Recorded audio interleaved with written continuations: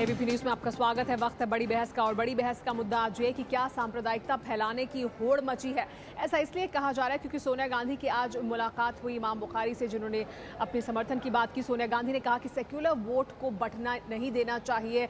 इसके अलावा नवादा में आज अपनी रैली के दौरान नरेंद्र मोदी ने हमला किया मुलायम सिंह यादव और लालू प्रसाद यादव पर, यह कहते हुए कि पिंक रेवोल्यूशन करने वालों का वो साथ दे रहे हैं। इसी के बाद ये सवाल कि क्या सांप्रदायिकता फैलाने की होड़ मची है।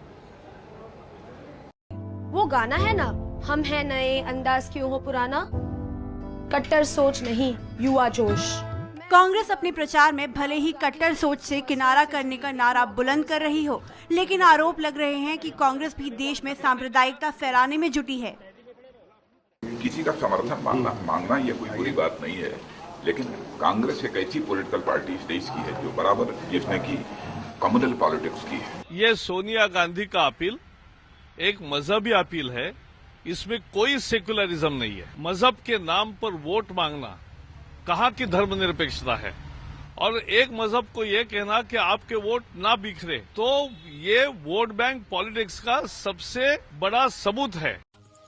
विवाद की शुरुआत हुई सोनिया की मुस्लिम नेताओं से मुलाकात के बाद। जामा मस्जिद के शाही इमाम के नेतृत्व में एक प्रतिनिधि मंडल की सोनिया से मुलाकात हुई। इस मुलाकात के दौरान सोनिया ने मुस्लिम नेताओं से कहा कि वो सेकुलर वोट को बंटने ना दे।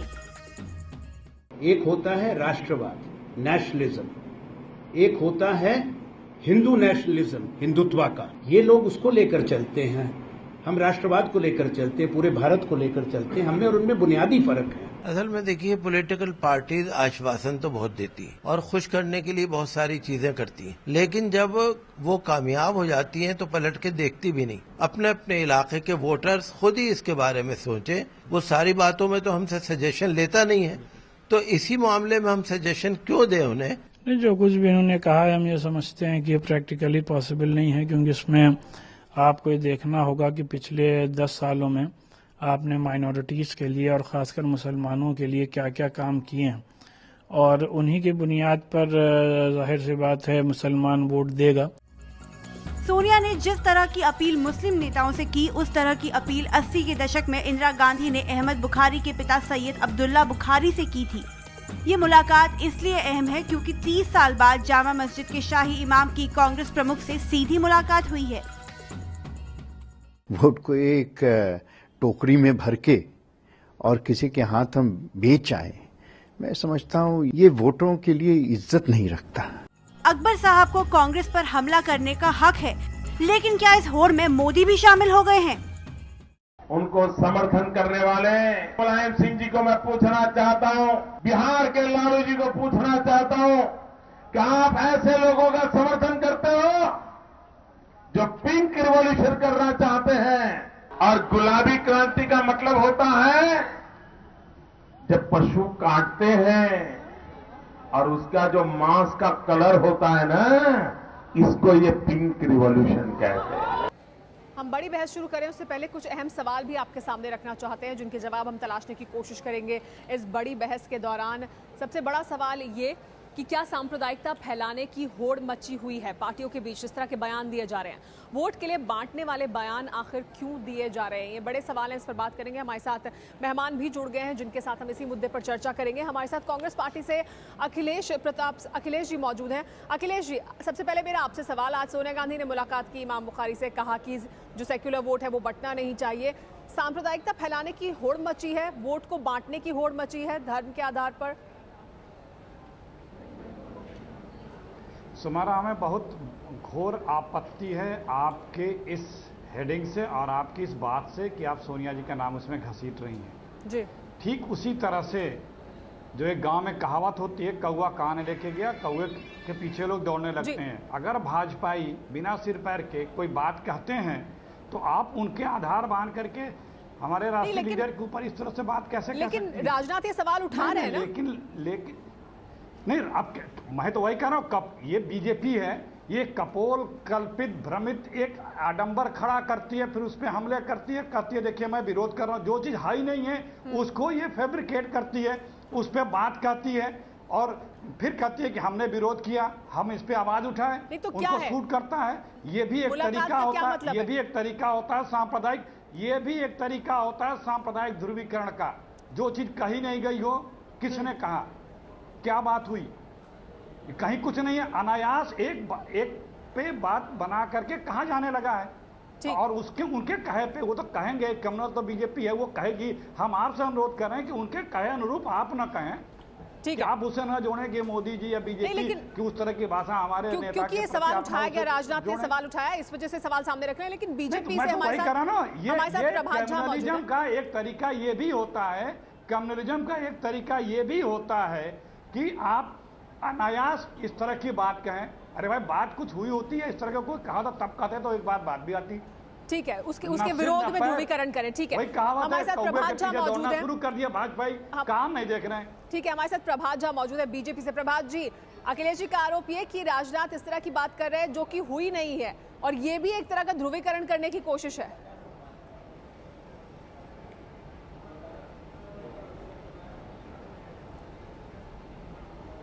आखिर हुआ क्या है? क्या उनकी भेंट नहीं हुई है? क्या भेंट में बातचीत नहीं हुई है? क्या इससे इनकार करते हैं अखिलेश साहब जी? नहीं तो भेंट नहीं कर सकते। गलत बात है, भेंट हुई है। नहीं, वो इमाम बुखारी से भेंट नहीं कर सकती। चर्चा में ये बात आई भी है, और इसलिए जो आरोप लगाया जाता है कि सांप्रदायिकता का, सांप्रदायिकता किस तरह से फैला रहे हैं, करने में क्या है? अरे वो इस देश के नागरिक हैं, भेंट करने के बाद क्या बात होगी? क्या ये इसी तरह से होगा? देखिए, ये भी सांप्रदायिकता है कि यदि किसी हम अल्पसंख्यक धर्म गुरु से कोई मिल रहा है तो उस पर इनको आपत्ति है। यही होती है सांप्रदायिकता, यही होती है सोच। नहीं, लेकिन अखिलेश जी, सवाल तो ये ना कि अल्पसंख्यक धर्मगुरु से मिलने की जरूरत क्या है जो वोट के लिए अपील करें आपके लिए। लेकिन प्रभात जी, सारे लोग मिलते हैं। हाँ। सारे लोग, सब लोग यही करते हैं ना। उसको वो नहीं, वो चाहे हिंदू धर्मगुरु हो, चाहे अल्पसंख्यक धर्मगुरु, जो हो, सब लोग मिलते हैं एक दूसरे से। ठीक है, उसको इस नजरिए से क्यों देखा जा रहा है? क्योंकि बीजेपी को ये सूट करता है इस तरह का मुद्दा क्रिएट करना। अब इनकी सोच है कि क्यों मिल रहे हैं। ठीक है प्रभात जी, लेकिन सवाल तो नरेंद्र मोदी जिस तरह का बयान दे रहे हैं उसको लेकर भी उठ रहा है। नरेंद्र मोदी ने आज नवादा में जाकर बयान दिया। नवादा आप जानते हैं जिस तरह की जगह है जहां पर अभी कुछ दिनों पहले दंगे हुए, वहां पर जाकर उन्होंने इस तरह का बयान दिया कि पिंक रेवोल्यूशन जो कर रहे हैं उसका साथ दे रहे हैं मुलायम सिंह यादव और लालू प्रसाद यादव। तो ये क्या ध्रुवीकरण की कोशिश नहीं है?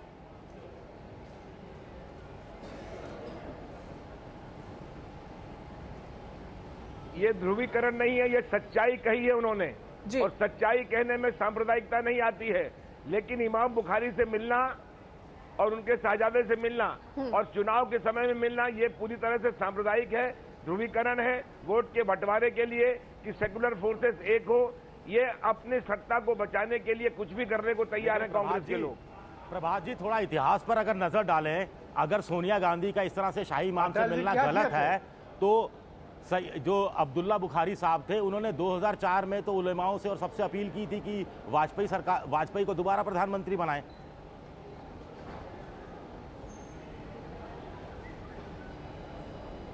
प्रभात जी, एक जो यात्रा निकाली उन्होंने अपील की थी, मिलने नहीं गए थे। सारे मौलानाओं को इनवाइट किया था अटल जी ने, उन्होंने अपील की थी, मिलने नहीं गए थे। फतवा दिया था उन्होंने, कहा था कि जाकर आप वोट करें बीजेपी के लिए। तो तब वो सांप्रदायिकता नहीं थी? सुमेरा, आप बीजेपी से मैं जवाब तो ले लूं अखिलेश जी, अखिलेश जी जवाब तो सुन लीजिए। ये तो उनका अखिलेश जी जवाब सुन लीजिए, मैं प्रभात जी से सवाल कर रही हूं। नरेंद्र मोदी के खिलाफ माहौल बनाने के लिए मैं तो इमाम बुखारी जी से करूंगा कि सियासत की लड़ाई में उन्हें नहीं पड़ना चाहिए। उन्हें जो कुछ भी करना है वो शांति से करें। उन्हें फतवा जारी करना हो चाहे जो जारी करना हो, प्रभात जी आप जवाब नहीं दे रहे हैं। में सब बात करनी चाहिए। प्रभात जी आप जवाब नहीं दे रहे हैं, लेकिन हमारे साथ इमाम साहब मौजूद हैं। नहीं, आपने मेरा ये जवाब नहीं दिया कि 2004 में जब यही इमाम बीजेपी के लिए वोट मांग रहे थे तब वो सांप्रदायिकता नहीं थी?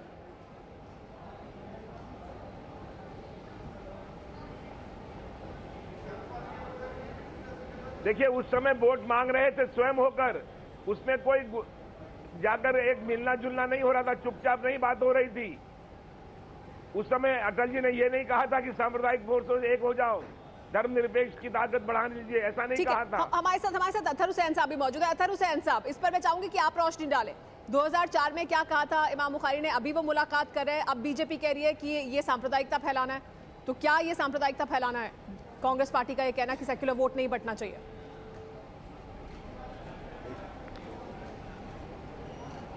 जहाँ तक धर्म गुरुओं की बात रही है तो ये एक बहुत परसेप्शन रहा है हमारी सियासत में, हमारी राजनीति में, कि माना जाता है कि इनके द्वारा जो इशारा करा जाता है उसका राजनीतिक लाभ किसी पार्टी या विशेष को हो सकता है। और आपने बहुत अच्छा उदाहरण दिया 2004 का, कि जब इमाम बुखारी साहब ने एक हिमायत यात्रा निकाली थी, उस यात्रा का नाम था हिमायत यात्रा। मतलब हिमायत के मायने होते हैं कि अटल जी के साथ हैं, तो उसका कोई ख़ास असर नहीं हुआ था।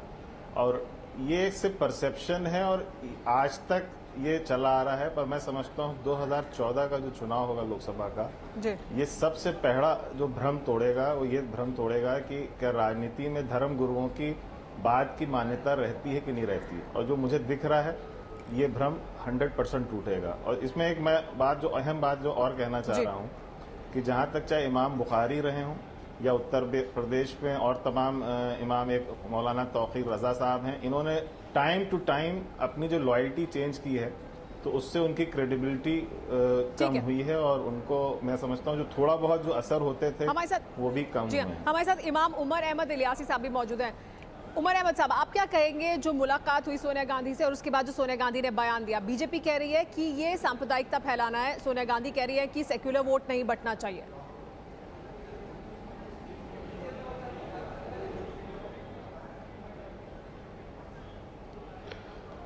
देखिए, मैं सबसे पहले ये बात बताना चाहता हूं कि कांग्रेस पार्टी जो अपने आप को सेकुलर जमात या अपनी पार्टी कहती है, आज उसे अपना सेकुलर होने के लिए आज उसे सर्टिफिकेट की जरूरत है, आज उसे फतवे की जरूरत है कि कांग्रेस पार्टी सेकुलर है। पहली बात तो यह है। जहां तक बात यह है कि कांग्रेस अपने आप को जहां सेकुलर कहती है, उसने 60 सालों में मुसलमानों के साथ जो उनका रवैया रहा है, मुझे आवाज नहीं जो मिल उनकी रही है, करनी और कथनी रही है, ये आवाम को मालूम हो चुकी है। अब इन बातों का कोई बहुत बड़ा फर्क इस बात का नहीं पड़ने वाला है। जी इमाम साहब क्या कह रहे थे आप? दोबारा अपनी बात कहें। जी, अब आवाज आ रही है हमारी आपको? जी जी जी,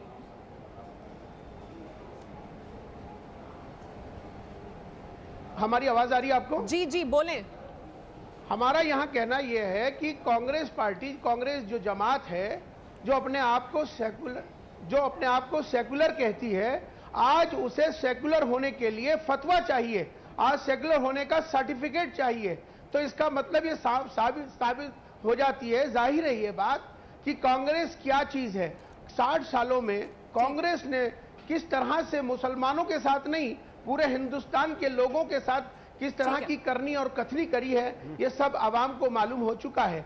अभी जिस तरह के हालात इस वक्त चल रहे हैं देश में, जिस तरह से मजहबों को लेकर, मजहबी रहनुमाओं को लेकर वो फतवे इकट्ठे कर रही है कि सेक्युलर होने के लिए फतवा क्यों चाहिए, धर्मगुरु से मिलना क्यों जरूरी है? हमारे साथ आरएसएस के विचारक राकेश सिन्हा जी भी मौजूद है। राकेश सिन्हा जी, आपसे मैं जानना चाहूंगी कि क्या ये एक होड़ है पार्टियों के बीच की जो वोट है वो उनके पाले में आ जाए, ध्रुवीकरण हो, फिर विपरीत ध्रुवीकरण हो, इसकी कोशिश की जा रही है लगातार?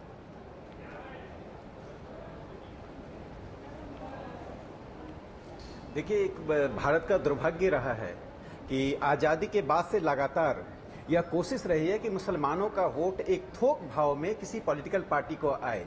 और मुसलमानों का इस थोक वोट लेने में दोनों बात हुई, जो पहले इमाम ने भी कहा कि उनका थोक वोट लेने में उनका एक्सप्लॉयटेशन भी हुआ, उनका शोषण भी हुआ, उनके साथ अत्याचार भी हुआ और सेकुलरिज्म के नाम पर उनको बरगलाने की कोशिश हुई। यदि आप कांग्रेस को वोट नहीं देते हैं या गैर बीजेपी पार्टियों को वोट नहीं देते हैं तो आपके अस्तित्व को खतरा है। लेकिन आज जो सोनिया गांधी ने इस चुनाव के बीच में किया है, बहुत ही दुर्भाग्यपूर्ण स्थिति है। चुनाव के दौरान आप शाही इमाम से मिलते हैं, जिनकी पृष्ठभूमि है। लेकिन राकेश जी, सिर्फ मुस्लिम वोट को हासिल करने की कोशिश हो रही है क्या?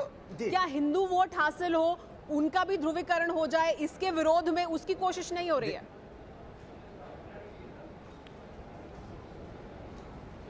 देखिए, चाहे हिंदू वोट हो या मुस्लिम वोट हो, इस तरह का ध्रुवीकरण नहीं होना चाहिए। लेकिन हिंदू वोट के नाम पर कोई अपील यदि करता तो वह भी अपील गलत है। मैं मानता हूं कि आज जो भी अपील हो रही है मुसलमानों का कंसोलिडेशन करने की जो कोशिश हो रही है। और सेकुलर का मतलब क्या होता है? गैर बीजेपी वोट क्या सेकुलर वोट है? भारतीय जनता पार्टी को अगर करोड़ों लोग वोट देंगे तो क्या कॉम्युनल वोट है? इस तरह का जो विभाजन सोनिया गांधी करना चाहती हैं, यह उनका ये अंतिम प्रयास है अपने नाव को बचाने का। डूबते हुए नाव को बचाने के लिए वे शाही इमाम के दरबार में शरणागत हुई है, लेकिन शाही इमाम का अपना ही समर्थन आधार प्रायः समाप्त हो चुका है। जी हाँ, ठीक है विजय, क्या ये आखिरी कोशिश है? ये कोशिश है कि मुसलमान वोट एक जगह रहे, और क्या सिर्फ मुस्लिम वोटों का ध्रुवीकरण किया जा रहा है?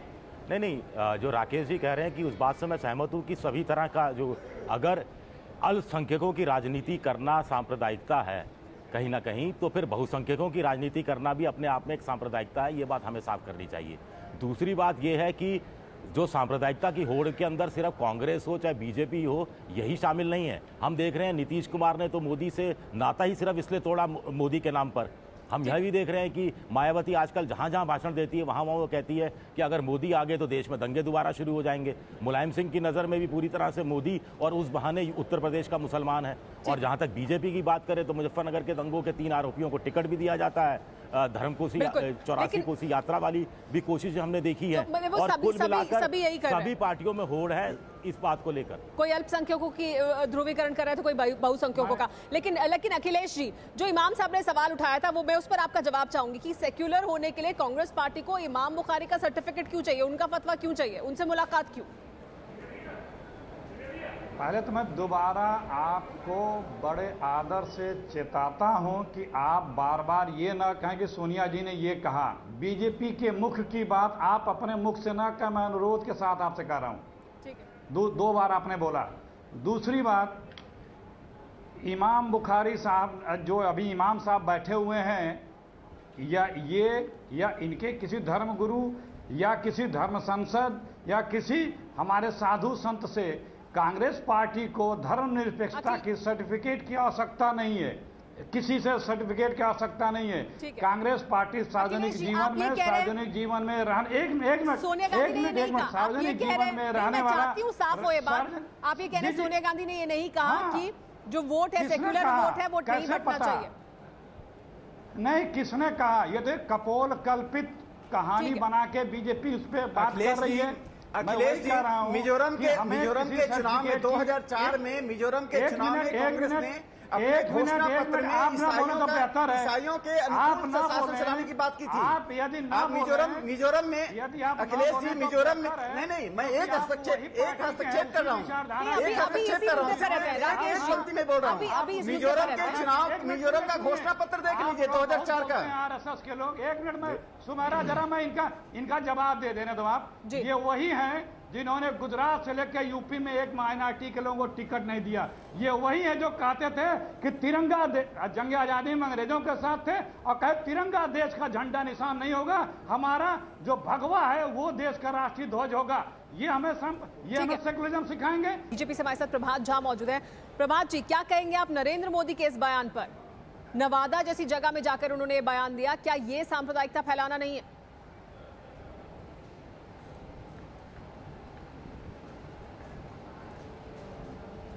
ये कहां से सांप्रदायिकता है, जरा मुझे बताइए। उन्होंने कहा कि श्वेत क्रांति नहीं है, हरित क्रांति नहीं है, अब पिंक क्रांति है, और पिंक क्रांति का समर्थन मुलायम सिंह जी और लालू यादव कर रहे हैं। क्या इसमें गलत क्या है? क्या वे समर्थन नहीं कर रहे हैं? ठीक है। और समर्थन कर रहे हैं तो क्या वो पिंक क्रांति का समर्थन करने के बाद सही कर रहे हैं क्या? इसमें नरेंद्र मोदी जी ने गलत क्या कहा है? के समय में समझना एक अलग बात है, गलत कहना कहीं से भी कोई बात गलत कही नहीं है। उन्होंने बताया है कि लेकिन उस बताने का मकसद क्या है? उस बताने का मकसद क्या है? क्या चुनाव के समय में किस मुद्दे को उठाया जाए? क्या जिस मुद्दे को लेकर ये लोग इतने दिनों से बोल रहे हैं क्या उसे नहीं उठाया जाए? ठीक है। शाही इमाम के से मिलना और इसकी तुलना पिंक क्रांति से करना ये अलग बात है। शाही इमाम से मिलना, मुस्कुरा रहे मांगना है। अखिलेश जी मुस्कुरा रहे हैं, सांप्रदायिकता का ध्रुवीकरण करना है। ये तुलना नहीं की जा सकती। अखिलेश जी नहीं, इन्होंने कहा और हम किस मुद्दे को उठाएं? देखिए स्पष्ट है, बीजेपी का मुद्दा सिर्फ सांप्रदायिकता है। इसके पास कुछ और उपलब्धि गिनाने को है ही नहीं है। कभी मोदी जी विकास की या किसी देश हित की बात करते हो या बीजेपी के लोग करते रहे हो, चाहे जिस हुकूमत में रही हो, जिस बार भी रहे हो, जब भाई चुनाव हुआ हो, या गुजरात तक के चुनाव में यही कहते हैं, एक मौलाना साहब, एक खान साहब, एक पठान साहब, घूम फिर के वो कम्युनल एजेंडे पे ही आते हैं। और इन पे ये बहस करना ये कम्युनल नहीं है, ये सबका, आपका, चैनल का, अपना, हम सारे लोगों का, देश का समझ जाया करना होगा। ठीक है, इनको इस पे कोई अतहर हुसैन साहब संशय रह नहीं गया है। ठीक है, अतहर हुसैन साहब, आप प्रतिक्रिया कुछ देर पहले देना चाहते थे, लेकिन मेरा इस नरेंद्र मोदी के बयान पर भी आपसे सवाल कि प्रभात जी कह रहे हैं कि इसमें सांप्रदायिकता क्या है, तो सच बताना है।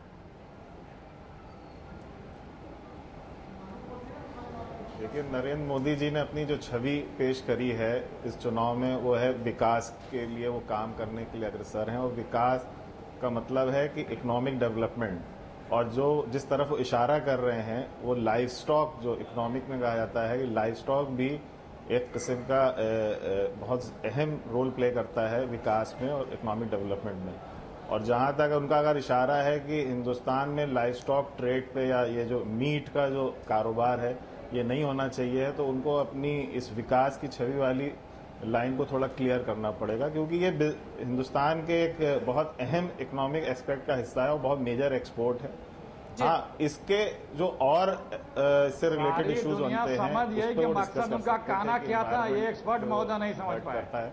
और जो मैं एक प्रक्रिया जो मुझे देनी थी कि जहां तक आइडेंटिटी पॉलिटिक्स की है, अखिलेश जी आप सुन लीजिए, क्योंकि जब भी पॉलिटिकल पार्टी, चाहे वो कांग्रेस हो, भाजपा हो और पार्टियां हो, वो डिलीवर नहीं कर पाती हैं, तो चुनाव के समय आके वो आइडेंटिटी पॉलिटिक्स करती हैं। चाहे वो मोदी जी की रैली का उदाहरण रहा भोपाल में कि जहां टोपियां और बुरखे बांटे गए, और चाहे सोनिया जी इमाम बुखारी से मिल नहीं हो, तो मैं इसमें सबसे अहम रोल इलेक्शन कमिशन का होता है कि ऐसे वक्त में वोट चाहिए, इस वजह से इस तरह की राजनीति की जाती है, पॉलिटिक्स करे। तो लेकिन विजय नरेंद्र मोदी के बयान को प्रभात जी कह रहे हैं कि इसमें सांप्रदायिक क्या है, ये किसी तरह के ध्रुवीकरण की कोशिश नहीं है।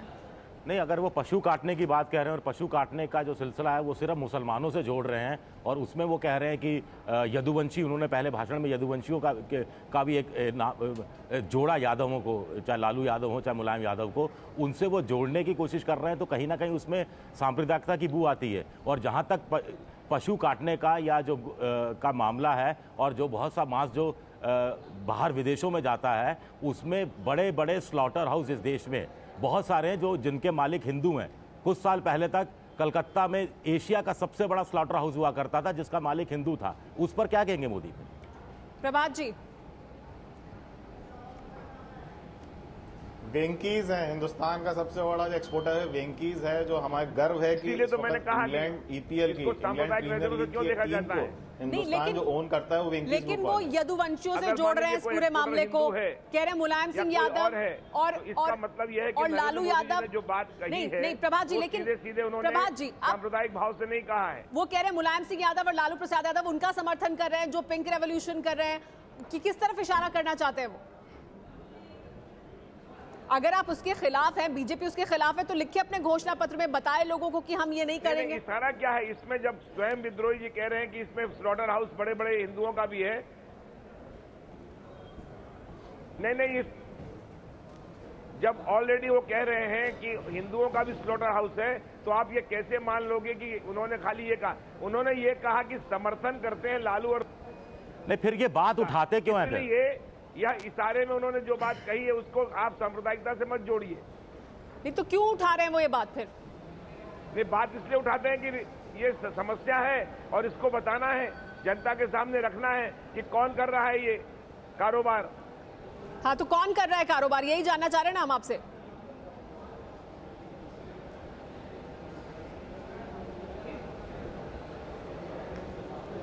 जो कर रहे हैं वो विरोध मान रहे हैं। मुलायम सिंह जी और लालू प्रसाद के क्षेत्र में हो रहा है ये। हाँ, उनके क्षेत्र में हो रहा है, तो कौन रहा है, कौन कर रहा है, यही तो सवाल है ना। उसकी तरफ इशारा है ना कि जो लोग कर रहे हैं लालू प्रसाद यादव के क्षेत्र में या मुलायम सिंह यादव के क्षेत्र में, कौन कर रहा है बड़ी तादाद में इस काम को? आगे बढ़े उससे पहले आज के इस मुद्दे पर इरफान का कार्टून आप देख लें। इरफान का कार्टून जो दिखा रहा है कि सांप्रदायिकता और कैसे कांग्रेस के मजबूर हाथ सांप्रदायिकता से हाथ मिलाने के लिए मजबूर हैं। अखिलेश जी, क्या मजबूर है कांग्रेस पार्टी के हाथ और इस वजह से हर तरह सबसे वोट चाहिए और इस वजह से ये मुलाकात? मुझे बड़ी तरस आ रही है आप लोगों के ऊपर कि कपोल कल्पित बातें आप भी कह रहे हैं। आप कुछ बेस बताएं, किसने कहा? कोई है साउंड बाइट? नहीं, कोई लेकिन आपके पास विजुअल? लेकिन मुलाकात ही अपने आप में कहा कि कौवा कान लेके गया, बीजेपी भागे। एक मिनट सुन लें, लेकिन बीजेपी कौवे के पीछे भागे, कान अपना देखे। आप क्यों भाग रही हैं? लेकिन धर्मगुरुओं से मिलने की जरूरत क्या है आपको? इलेक्शन से पहले क्यों जरूरत है धर्मगुरुओं से मिलने की? क्यों उनसे चाहिए सर्टिफिकेट? हर पॉलिटिशियन, हर आदमी हर किसी से मिलता है। इसका मतलब ये नहीं कि वो वोट के लिए या कम्युनलाइजेशन करने के लिए मिल रहा है। हर आदमी मिलता है। नहीं तो फिर बीजेपी के लोग अगर जाकर हिंदू धर्मगुरुओं से मिले तो उसमें क्या आपत्ति है? अरविंद केजरीवाल तौकीर रजा से मिले तो उसमें क्या आपत्ति है? और यही इमाम बुखारी जब समाजवादी पार्टी को समर्थन करते हैं तो दिग्विजय सिंह क्या कहते हैं? नहीं देखिए सुमेरा, या तो डेलीगेशन में गए लोगों ने कोई आपको इंटरव्यू दिया होता। हम ये कह रहे हैं कि बीजेपी का तो काम ही है ये कहना, उन्हें तो किसी न किसी रूप से इस मुद्दे को चुनाव में जीवित करना है। आप उनका टूल्स क्यों बन रही है? आप नहीं बोलेंगे वो हम किसी का टूल नहीं बन रहे हैं। ये सवाल है, ये सवाल है, ये सवाल है और बहुत अहम सवाल है। अडवाणी जी को सिर्फ जिन्ना की मजार पे जाने के लिए अपमानित कर दे, वो बीजेपी क्या किसी सेकुलर एजेंडे पर लड़ेगी? ठीक है, लेकिन आपका कहना है कि बीजेपी फैलाना चाहती है, इस मुद्दे को उठाना चाहती है। राकेश सिन्हा जी, क्या बीजेपी की भी मजबूरी है कि वो इस मुद्दे को उठाए ताकि फिर उनके लिए फिर वो बहुसंख्यकों की राजनीति कर सके?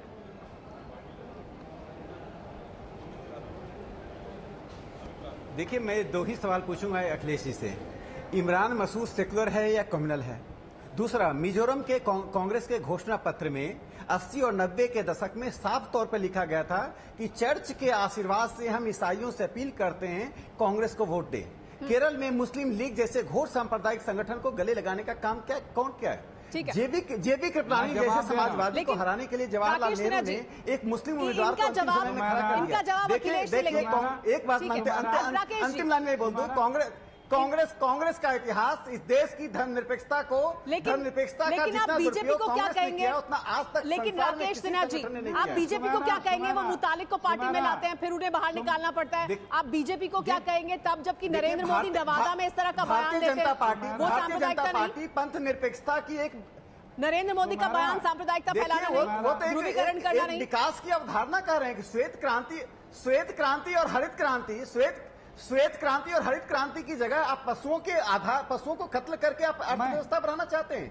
हरित क्रांति किसने लाया? कांग्रेस के रेजिम में आया। ये कोई भारतीय जनता पार्टी मैं जवाब दे रहा हूं। श्वेत क्रांति कांग्रेस के रेजिम में आया। वो विकास की बात कर रहे हैं। श्वेत और हरित क्रांति अखिलेश जी जवाब देना चाहते हैं, पुनर्स्थापित करने की जगह है। अखिलेश जी का जवाब सुन लेते हैं। जी अखिलेश जी, ये देखिए, बीजेपी के एक आरएसएस की एक स्टाइल होती है, वो अपने सपोर्ट में एक ऐसे झूठ का सपोर्ट लेते हैं कि वहां ये हुआ था, ऐसा कहा गया था। ये बार-बार ये कहते हैं, चाहे मिजोरम का, मैं वही कह रहा हूं, चाहे मिजोरम का या केरल का, ये झूठ का सहारा लेकर के उसको जस्टिफाई करने का प्रयास करते हैं। जो बीजेपी सिर्फ और सिर्फ अपने कम्युनल एजेंडे पर चलती है और उसे एक कम्युनल नहीं मानते हैं, उसे कहते हैं कि यही धर्मनिरपेक्षता है, यही हमारे साथ इमाम साहब भी मौजूद हैं, हमारे साथ इमाम साहब भी मौजूद हैं। और ये ठीक है इमाम साहब, लेकिन नरेंद्र मोदी का जो बयान है उसे आप किस तरह से देखते हैं?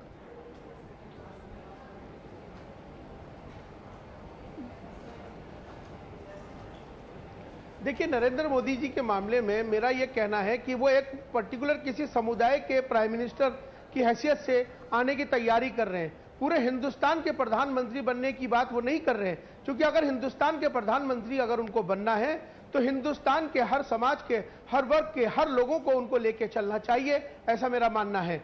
जहां तक बात इन लोगों की है कांग्रेस की, हमेशा से कांग्रेस ने हमेशा से मुसलमानों को हमेशा से इस बात का डर पैदा किया कि आरएसएस तुम्हारी दुश्मन है, बीजेपी तुम्हारी दुश्मन है। सिर्फ इसी वजह से मुसलमानों को डराकर वोट बैंक की राजनीति की है। अब मुसलमान हो या हिंदुस्तान की आवाम हो इस बात को समझ चुकी है कि अब उनको क्या फैसला करना होगा। ये इमाम साहब गलत बयानी कर रहे हैं, ड्यू रिस्पेक्ट इनसे ये हमेशा मुसलमानों को डराकर उनकी राय है वो सामने रख रहे हैं। कभी भी किसी को डरवाने की बात नहीं की गई है। जो यथार्थ है उस दल के बारे में, उस दल ने अगर कोई नहीं, लेकिन बीजेपी को बाहर रखना है, ये तो कहा जाता है ना। विरोध किया गया, विजय आखिर में डरवाने या किसी को, विजय आखिर में क्या इस चुनाव से पहले के लिए नहीं कहा गया है। ये सांप्रदायिकता फैलाने के लिए या उस तरह की बातें करने के लिए ये होड़ मची हुई है राजनीतिक दलों के बीच, कोई इससे अछूता नहीं है। नहीं, वो आप सही कह रहे हैं, होड़ तो मची हुई है, स्वाभाविक है जिस तरह से बयान आम दोनों पार्टियों या दूसरी पार्टियों के सामने आ रहे हैं। लेकिन जो दो बड़ी पार्टियां, इनको सूट भी करती है ये होड़। कांग्रेस को इसलिए सूट करती है कि महंगाई, भ्रष्टाचार, बेरोजगारी जैसे मसले हाशिए पर छूटते हैं। बीजेपी को सूट इसलिए करती है क्योंकि वो सत्ता में आए तो महंगाई रोकने के लिए क्या करेंगे, भ्रष्टाचार रोकने के लिए क्या करेंगे, रोजगार कैसे देंगे, और दूसरा उनका आर्थिक सुधार की नीतियां कांग्रेस से अलग कैसे होंगी, इनके वो जवाब देने से बचते हैं कि आर्थिक सुधार में आजकल तो इकोनॉमी इतनी, चलिए हमारे पास चर्चा के लिए इतना ही समय, हमारे पास चर्चा के लिए इतना ही समय। आप सभी मेहमानों का बहुत बहुत शुक्रिया। जो असल मुद्दे हैं लोगों से जुड़े, उनकी बात नहीं हो रही है, लेकिन इस तरह के मुद्दे जरूर उठाए जा रहे हैं जिनसे ध्रुवीकरण हो, जिनसे सांप्रदायिकता फैले। ये हर राजनीतिक दल इस तरह के बयान दे रहा है कहीं ना कहीं। आप सभी मेहमानों को बहुत बहुत शुक्रिया। एबीपी न्यूज़ की तमाम और खबरें जानने के लिए आप एबीपी न्यूज़ की वेबसाइट पर भी जा सकते हैं। एबीपी न्यूज़ की वेबसाइट है www.abpnews.in।